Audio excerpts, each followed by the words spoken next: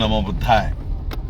संविधान खतरे में है, ये बोल बोल के इंडिया आघाड़ी ने अपनी सीटें बढ़ा ली, एमवीए ने महाराष्ट्र में सीटें बढ़ा ली और फिर संविधान खतरे में है ये बताकर महाराष्ट्र की, हरियाणा की ये सारी इलेक्शंस स्टेट में लड़ी जाएंगे। संविधान वाकई खतरे में है। संविधान ऐसा नहीं है कि खतरे में नहीं है, संविधान वाकई में खतरे में है। लेकिन जो लोग संविधान खतरे में है ये कहकर संसद में गए हैं, अभी विधानसभा में जाएंगे, तो जब संविधान पर सही मायने में हमला हो रहा है तब ये लोग चुप क्यों है? जिस संविधान को बचाने के लिए भारत के लोगों ने इनको संसद में भेजा है, महाराष्ट्र की, हरियाणा की, बाकी की और विधानसभाओं में भेजने वाले हैं, फिर जब संविधान खतरे में वाकई में है तो ये बातें क्यों नहीं कर रहे हैं?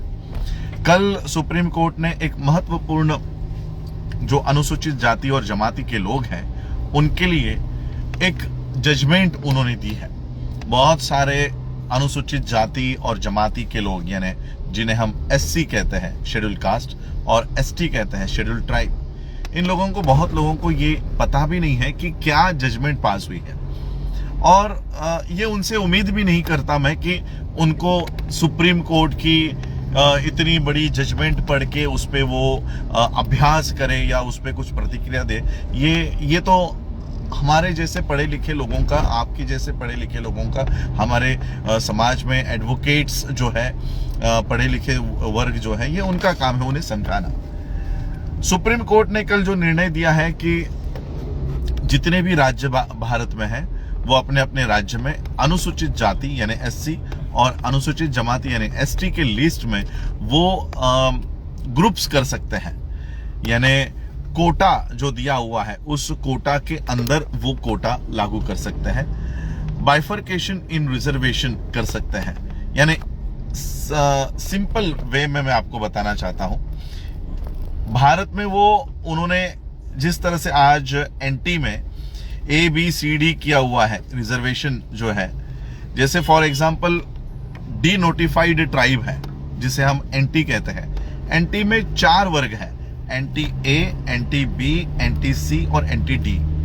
एनटी ए का रिजर्वेशन है 3%, एनटी बी का रिजर्वेशन है 2.5%, एनटी सी का परसेंटेज है 3.5% और एनटी डी का परसेंटेज है 2%।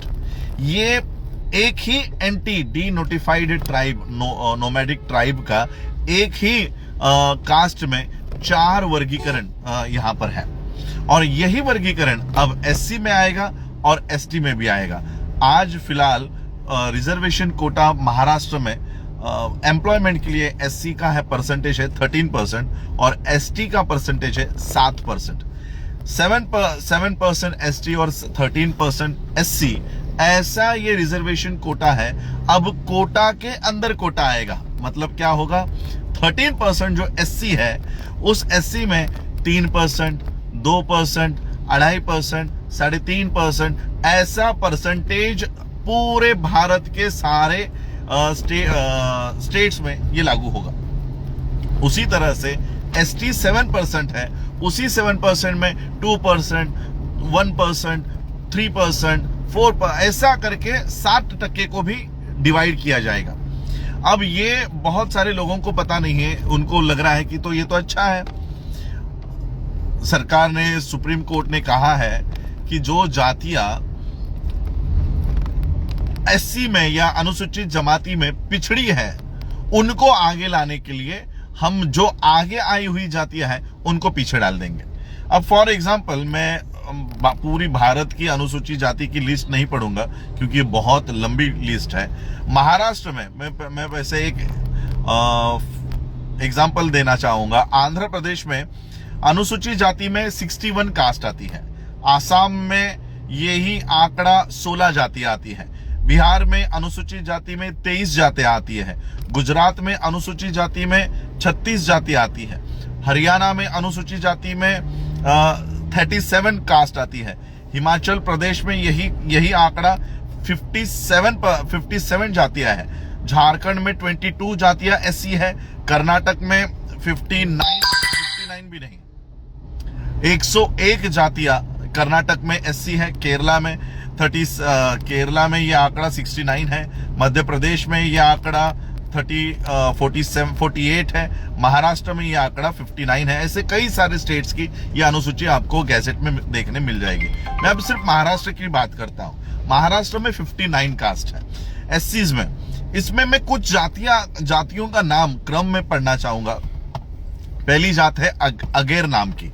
अगेर, अनामुक, आरयमाला, अरवमाला, बहना, बहाना, बाकड़, बांट, बलाही, बलई, बसूर, बरूड़, बंसूर, बंसोड़ी, बसोड़, बेड़ा जंगम, बुड़गा जंगम, बेदर, भांबी, भांबी, दारू, असोरी, चमाड़िया, चमार, चमारी, चांभार, चमगर, हरियाला, हराली, ऐसी बहुत सारी जातियां हैं। भंगी, बिंडला, ब्यागरा, चलवादी, चेन्ना दसर, दक्कल, ढोर, दोम, यलमवार,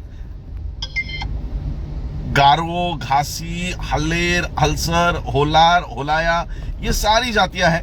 उसमें 37 नंबर पे है महार, 39 माला, दसारी, 40 पे माला, अन्नाई, 47 पे है मांग। मैं इसलिए जंप कर रहा हूं क्योंकि 37 नंबर महार, 47 नंबर मांग और 3 नंबर की 3 भी नहीं, 11 नंबर पे है चांभार। ये 3 जातियां महाराष्ट्र में प्रशासन में भी है। ये आपको इनके एमएलएस भी दिखाई देंगे, इनके एमपीज भी दिखाई देंगे। तो महाराष्ट्र में ये 59 कास्ट जो है, ये 59 कास्ट में ये 3 जातियां महार, मातंग और चंभार, ये प्रशासन में है। एजुकेशन भी इनका भी अच्छे से हो रहा है। नौकरियां में भी एससी के जो सीट्स है यहाँ पर ये आपको पाए जाएंगे। अब ये 3 कास्ट जो यहाँ पर आगे आई है, यानी हमने कभी भी महाराष्ट्र में ये जातियां कभी नहीं सुनी थी। आहेर, अनामुक, आरय, बहाना, ये सारी जो जातियां हैं महाराष्ट्र के लोगों को पता भी नहीं होगी कि ये हमारी जातियां है, ये एससी की जातियां हैं। कई सारी जातियों को तो हम पहली बार हम लोग इनके नाम सुन रहे होंगे। अब ये जो जातियां हैं जिसके बारे में हम जानते भी नहीं है या उनकी पॉपुलेशन भी बहुत कम होगी, ऐसे जातियों का ग्रुप बनाकर उनको ए कैटेगरी में रखेंगे, यानी SC ए में कौन सी जातियां आएंगी? जो शासन में, प्रशासन में, एजुकेशन में वो है ही नहीं, ऐसे जातियों को ए में डालेंगे और उनको एक सर्टेन परसेंटेज देंगे। 13% को डिवाइड कर दिया जाएगा 4 भागों में और 13% को डिवाइड करके किसी को 3.5%, किसी को 2.5%, किसी को 4%, और जो जातियां प्रशासन में है, जो जातियां एजुकेशन में है, जो जातियां नौकरियों में है, उनको सबसे आखिरी में डाला जाएगा। हमें इससे भी दिक्कत नहीं है, लेकिन इससे क्या होगा? इससे यह होगा कि ए कैटेगरी में जब भर्ती शुरू होगी और ये जातियां जो है अहेर, बाम्बी, अनामुक, आरयमाला, ये कास्ट के लोगों को वहां पर फर्स्ट प्रेफरेंस दिया जाएगा। और जब ये फर्स्ट प्रेफरेंस दिया जाएगा तब ये जाति के लोग उपलब्ध नहीं होंगे, क्योंकि इनमें एजुकेशन का लेवल बहुत कम है। एजुकेशन का लेवल कम होने की वजह से जब इनकी सीटें भरी जाएंगी तब इनको एम्प्लॉयमेंट के लिए ये कभी एप्लीकेशन नहीं करेंगे। पहली बार जब एडवर्टीजमेंट आएगी कि इतने पोस्ट भरने हैं और एससी में ए कैटेगरी के एज ए की जो वर्गीकरण किया गया है उनको अपॉइंट किया जाने वाला है, तो पहली बार में इनके कोई एप्लीकेशंस नहीं आएंगे। आए भी तब भी उस लेवल के नहीं आएंगे जो एजुकेशन क्वालिफिकेशन उनको चाहिए। सेकेंड बार भी इसको जब एडवर्टाइजमेंट दिया जाएगा तब भी, क्योंकि हमारा सबसे बड़ा जातिवाद एक ही शब्द से किया जाता है, नॉट फाउंड सुटेबल। हम लोगों को जातियों की गालियां नहीं दी जाती, हमें हमारे रिमार्क में जब अपॉइंटमेंट की या हमारे इंटरव्यूज चलते हैं तो रिमार्क में हमें गाली दी जाती है और वो गाली का नाम है not found suitable. Candidate not found suitable, ये एट्रोसिटी से भी भयानक गाली हम लोगों को दी जाती है। यानी हम लोग इंटरव्यूज के लिए भी जाते हैं तब भी हमारे सामने लिखा जाता है कि नॉट फाउंड सुटेबल। ऐसा 3 बार होने के बाद, वो कास्ट के लोग नहीं मिलने के बाद, वो कास्ट या वो रिजर्वेशन सीधा डी रिजर्व हो जाएगा। 3 बार में उस जाति के कैंडिडेट न मिलने पर वो रिजर्वेशन पूरी तरह से खत्म हो जाएगा। और जो 13% की एडवर्टीजमेंट निकाली जाती थी, जिसमें महार, मातंग, चमार, ढोर, ये कैटेगरी के लोग एप्लीकेशन करके प्रशासन में जाते थे, नौकरियों में जाते थे, एजुकेशन स्कॉलरशिप्स ले रहे थे, अब इनको अपॉर्चुनिटी होने के बावजूद भी ए में नहीं लिया जाएगा, बी में नहीं लिया जाएगा, सी में नहीं लिया जाएगा और डी की कैटेगरी भरी नहीं जाएगी। तो हमारा रिजर्वेशन इस तरह से खत्म करने का काम सुप्रीम कोर्ट ने किया है। सुप्रीम कोर्ट ने तो जजमेंट दे दी, लेकिन मैं आपको वो जजमेंट भी देने का अधिकार किसका है? आर्टिकल 341, बाबा साहब अंबेडकर जी ने आर्टिकल 341 देखो कैसा लिखा है। बहुत सारे लोगों को इसको शांत दिमाग से पढ़ने की जरूरत है। क्या लिखते हैं Baba Saheb Ambedkar? The president may with respect to any state, मैं यूनियन टेरिटरी की बात नहीं करूंगा, the president may with respect to any state or union territory and where it is a state after consultation with governor thereof by public notification specify the caste, races or tribes or parts or groups within caste, races or tribes which shall for the purpose of this constitution be deemed to be scheduled caste in relation to that state or union territory as the case may be. Parliament may by law include in or exclude from the list of scheduled castes specified in a notification issued under clause 1 of any caste, race or tribe or part of or group within any caste, race or tribe, but save as aforesaid a notification issued under the said clause shall not be varied by any subsequent notification. इसका मतलब क्या है? बाबा साहब लिखते हैं कि parliament या पहला आर्टिकल 341 सबसेक्शन 1 में बाबा साहब लिखते हैं the president may with respect to any state after consultation with governor thereof. अगर आपको महाराष्ट्र के अनुसूचित जाति को ए, बी, सी, डी में वर्गीकरण करना है तो पहले तो गवर्नर से कंसल्ट करना है।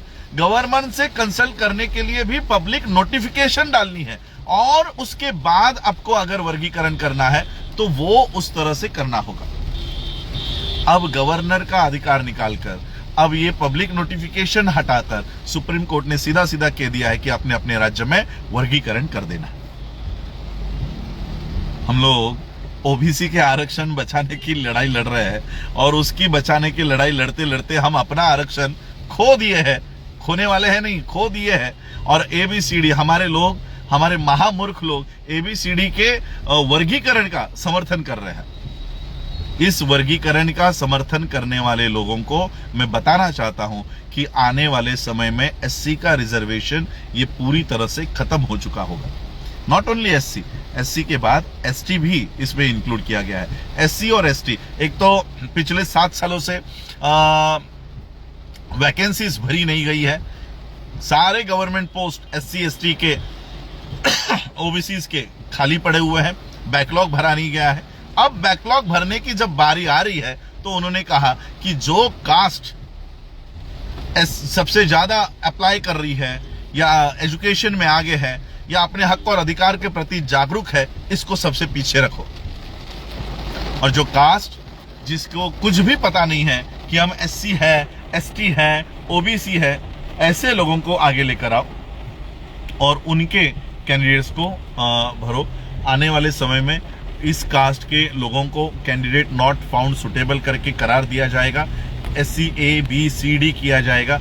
ए की कैटेगरी धीरे धीरे खत्म हो जाएगी, बी खत्म हो जाएगी, सी खत्म हो जाएगी और डी को कभी भी भरा नहीं जाएगा। हम लोग डी कैटेगरी में चले जाएंगे। महार, मातंग, चमार, ढोर, पंजाब के चमार, बाकी जाटौस, ये जो लोग आज शासन, प्रशासन और एजुकेशन में दिख रहे हैं, ये आने वाले समय में पूरी तरह से शासन प्रशासन से निकल जाएंगे। एमपीज एमएलएज की सीट, रिजर्व सीट जो है, वहां पर भी इन लोगों को कभी आने का मौका नहीं मिलेगा। इस तरह से ये कानून है और इसलिए मैं आप सभी लोगों को कहना चाहता हूं, आने वाले समय में हम लोगों को आरक्षण बचाने की, एससी और एसटी के लोगों को आगे आकर कि वर्गीकरण, तेलंगाना ने तो कल ही जाहिर कर दिया कि हम भारत का पहला स्टेट होंगे जहां पर हम एससी और एसटी में इस तरह का बाइफरकेशन करेंगे, एबीसीडी वर्गीकरण वो लोग करेंगे।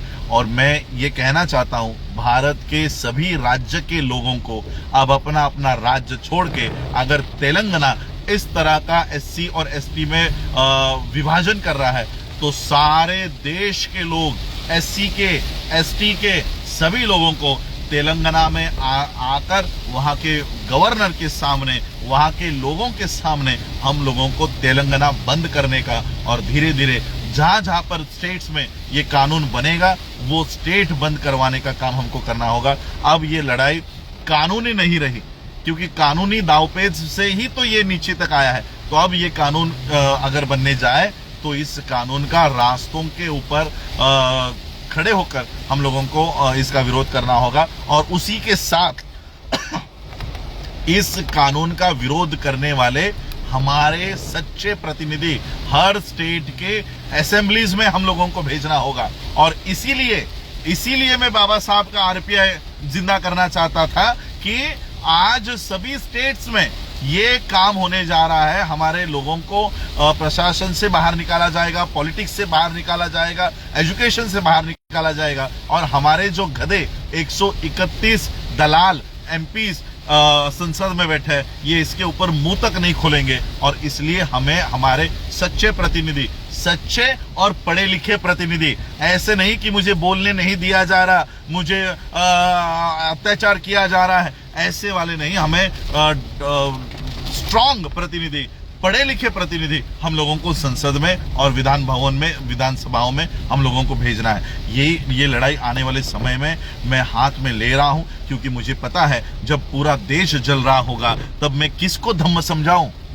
जब तुम्हारे पेट में दाना नहीं होगा तब क्या मैं आपको बुद्ध की आके बातें बताऊं? ये बात तो बुद्ध ने भी नहीं कही कि जब तक तुम्हारा पेट भरा हुआ ना हो तब तक धम्म भी आपके दिमाग में नहीं जाएगा। अब हमारे पेट की लड़ाई शुरू हो चुकी है। हमको एजुकेशन से, नौकरियों से निकाला जाने वाला है। और इसलिए ये रास्तों पर उतरकर ये लड़ाई हम लड़ने के लिए पूरी जोश और मेहनत से हम लोग इसको लड़ेंगे। और ये कानून जो राज्य बना रहा है, जो भी स्टेट इसको इंप्लीमेंट करेगा, हम वहां के मंत्रियों को, एमएलएस को, चीफ मिनिस्टर को घर के बाहर नहीं निकलने देंगे। ऐसा काम हम लोगों को करना होगा।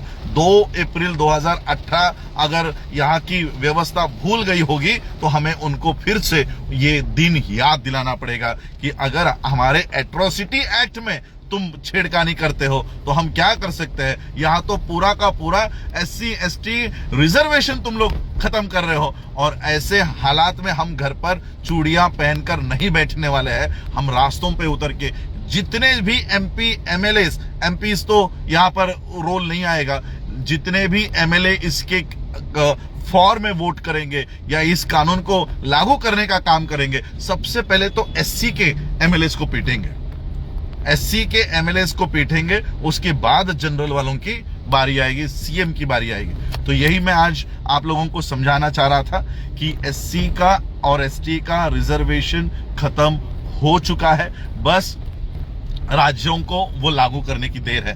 मैं महाराष्ट्र के सरकार को आने वाली, क्योंकि अभी ये तो 26 नवंबर तक की ही गवर्नमेंट है, आने वाली सरकारों में भी हम लोग ये प्रेशर बनाए रखेंगे कि ये सुप्रीम कोर्ट ने दिया हुआ का जजमेंट महाराष्ट्र में लागू ना हो।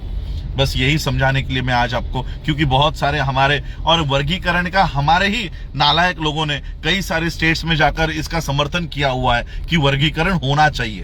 अब क्यों होना चाहिए ये कभी इन्होंने बताया नहीं, लेकिन ABCD ये बाइफर्केशन अगर एससी में हो जाए और एसटी में हो जाए तो हमारे जो कैंडिडेट सुटेबल होने के बावजूद भी ABCD में कभी अप्लाई नहीं कर पाएंगे और कैंडिडेट नॉट सुटेबल कहकर हमारी जो रिजर्वेशन है, ये डी रिजर्व, ये जो सीट्स है ये डी रिजर्व कर दी जाएंगी। इसलिए हम लोगों को इस कानून के खिलाफ लड़ना है। जय भीम, नमो बुद्धाय।